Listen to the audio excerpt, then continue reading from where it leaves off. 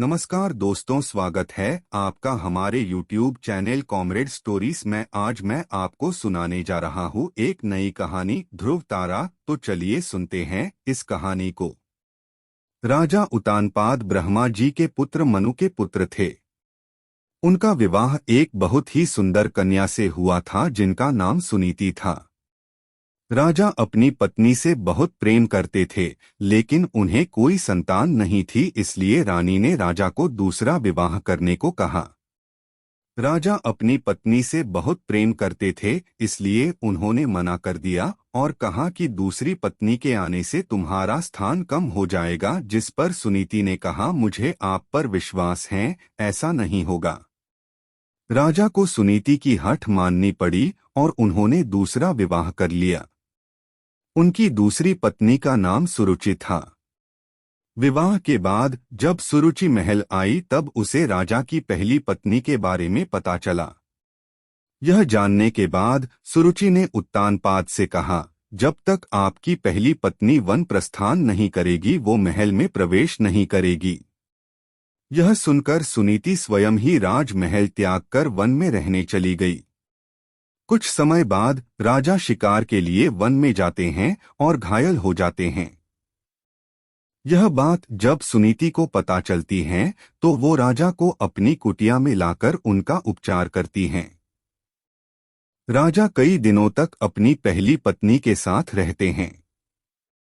उस दौरान सुनीति गर्भवती हो जाती हैं और उन्हें पुत्र रत्न की प्राप्ति होती है, जिसका नाम ध्रुव रखा जाता है, जिसके बारे में राजा को ज्ञात नहीं रहता।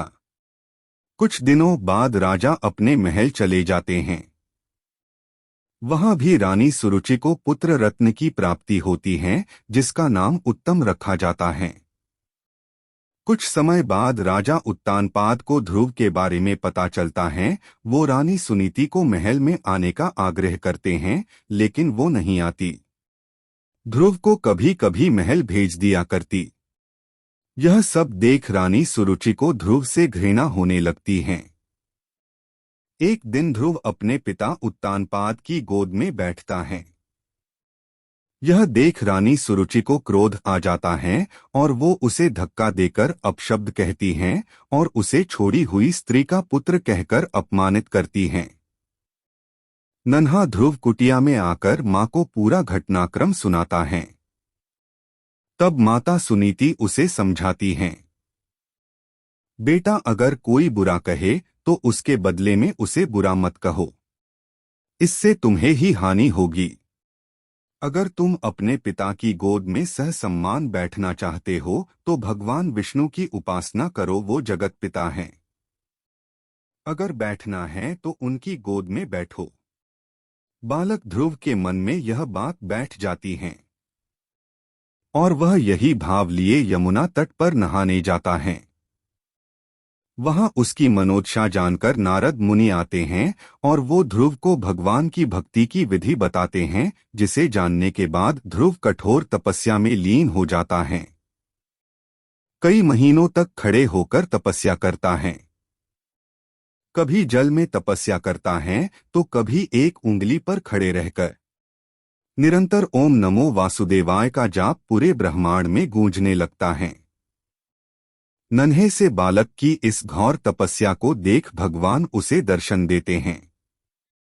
बालक ध्रुव भाव विभोर हो उठता है और कहता है, मुझे माता पिता की गोद में बैठने नहीं देती। मेरी माँ कहती है कि आप इस सृष्टि के पिता हैं, मुझे आपकी गोद में बैठना है। भगवान उसकी इच्छा पूरी करते हैं और उसे तारा बनने का आशीर्वाद देते हैं, जो कि सप्तऋषियों से भी ज्यादा श्रेष्ठ होगा। उस दिन से आज तक आसमान में उत्तर दिशा की और ध्रुव तारा चमक रहा है। ध्रुव तारे की कहानी आपको कैसी लगी कमेंट जरूर करें और साथ ही इस वीडियो को लाइक करें और हमारे चैनल को सब्सक्राइब करें। धन्यवाद।